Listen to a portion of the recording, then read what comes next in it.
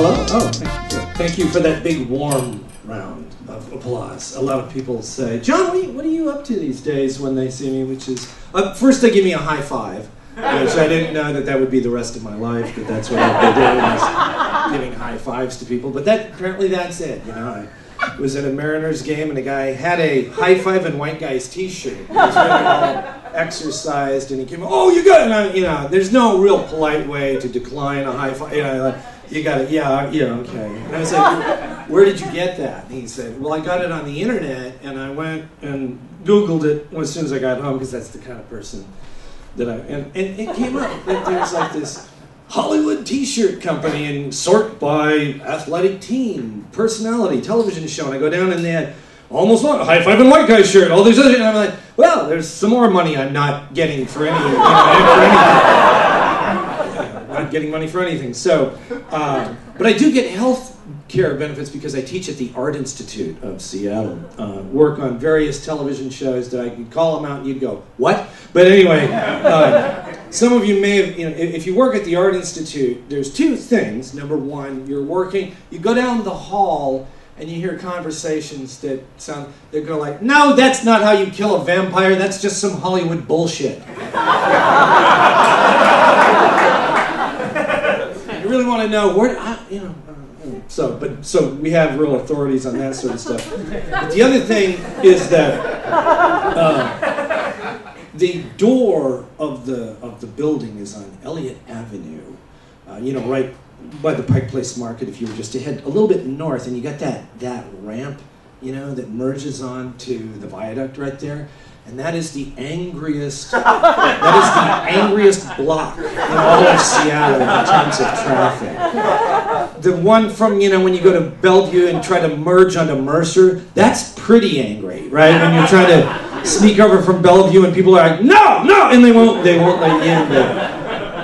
You know, and there's one down near Tacoma if you're trying to get to Bremerton. I don't know if you know that one. That you pretty much have to get into that lane, you know, in Federal Way, if they're going to let you in. And I've actually seen cops stationed where people try to wedge themselves in. They flag people and they just arrest. And it's a trip. But I hear a lot of validation for this guy. So anyway, it's hard enough where you're in school and kids are like, you know, all right, is your final script due? And they're like, well, can I do a music video? No, it's a script. Well, can I paint a pic? No. And so you get all like torqued out because the students are crazy and you're crazy and they make you, it's a whole crazy making thing, and then you get out and you walk on the street and everybody's like, and it's just this freaking tremendous high, and just like the anger is so palpable on that street because everybody is like, no, you should have made that decision 3 blocks ago. I'm not letting you in. And the people are like, and they're like, fuck you. And it's like, you come out to that and you're like, good God, you know.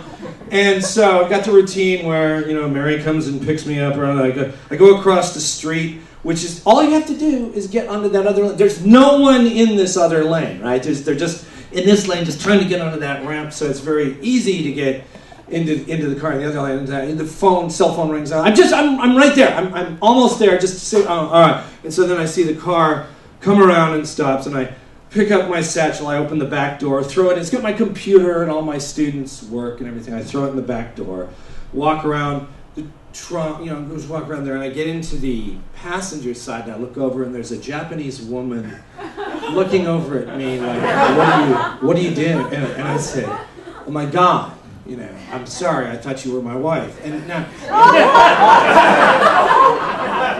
her response was, is your wife Asian? Not, you know, mace in the face, you know, not get the fuck out of my car. You know, it wasn't, you know, not like a gun, you know, leveled at my forehead. It's like, is your wife Asian? And I said, no.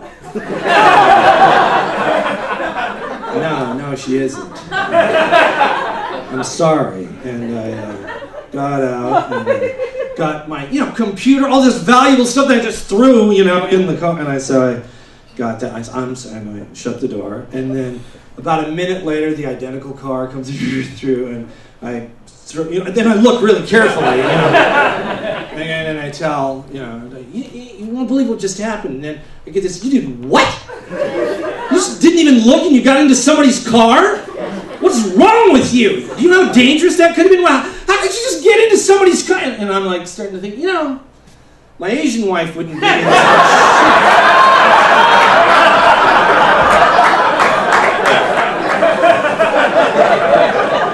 I'm gonna go back with my Asian wife, you know? If I jumped into the, a mistaken car, and then my Asian wife drove up, she'd be, oh my God, honey, let's go home and have a heart-healthy meal and relax and have some tea and have some children that'll get into Stanford, you know? It'll be great, you know? And so that's what I thought until I went and saw The Social Network today. How many people have seen The Social Network? How many people? Right? Oh, just that? Only 2 people? Is that right? And it was really great because it's a movie about, huh? What? Okay, it doesn't matter. I'll just tell you what I went to a matinee to see the movie about Facebook, which my wife is on a minimum of 3 hours a day, basically. She's an old person, but we're on, and she's like, do you want a friend? Eric? And I'm like, I don't know, because I can't have one more thing that I have to check. And like, do you know what Eric's saying? No, I don't give a shit. No. Look at the profile picture. I don't care. Anyway. So the premise being that, my Asian wife would be good. Anyway, it was like, I'm on this roll, but we go up to and the Facebook, of course, is all going to be about young people making billions of dollars, and you go up, and it's really good because the ticket person, they're seniors. And that's, just to start off with, that was great going on. I know. And I'm like, and you have to make that calculation, do I want to turn down the opportunity to pay less? No, I'll pay more. I'm not a senior. You're like, how dare you consider me old enough, although I will, anyway, it doesn't matter. So, if you've seen The Social Network, it's about these guys who start Facebook at Harvard, and every time they become successful, suddenly they're surrounded with these hot Asian babes. It's like, it's something that I read about it in reviews. You can't help but notice it. Okay, it looks like a newscast, right? Like a local news. It's just a bunch of hot Asian babes. They're talking, and in the movie, when one of them gets angry, she sets the guy's apartment on fire. So I thought, I gotta really edit that joke. I gotta, got really quiet here. I'm sorry. I'm getting into weird territory. But I was thinking, wow, the Asian babe set his thing on fire, and because his status was wrong. He had set his status to single, and it doesn't. I don't even know what that even fucking. I don't even fucking know. Anyway, went to a multi-ethnic high school downtown. How many people are from I went to Franklin High School. Anybody here from Franklin? No, because we're not at the Monroe Reformatory. No, it's like Franklin's one of those thug schools. It's just down the street here, and our nickname, our mascot was the Quakers, which is a non-violent religious sect. And they it's like, it was really, like, kill them, Quakers. There would be things up there which, very ironic, and we'd sing, beat 'em, bust 'em, that's our custom, go Quakers. Go. It was just, go kill 'em, Quakers. Anyway, it gets me just thinking, I think, I look at high school mascots around the area, I always just think things are kind of strange. Like, you get Snohomish, which does really well in athletics. They're like the whitest student body. Yeah, Snohomish. And what's your team name? Panthers, right. This all white student body, they're the Panthers.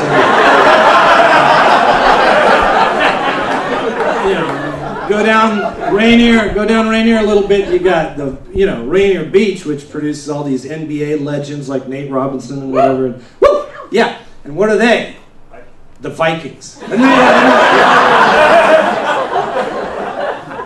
That works out really well, and when they're going on this tear, on this run where they had both the men's and women's basketball team were doing really well. I went down there to do a story for Channel 9, and I was interviewing the team, and it just sort of occurred to me to ask, does it seem strange to you that you're a virtually all-black student body, and you're playing under the name the Vikings? And they just, without missing me, said, no, it's okay, because we painted the Viking brown.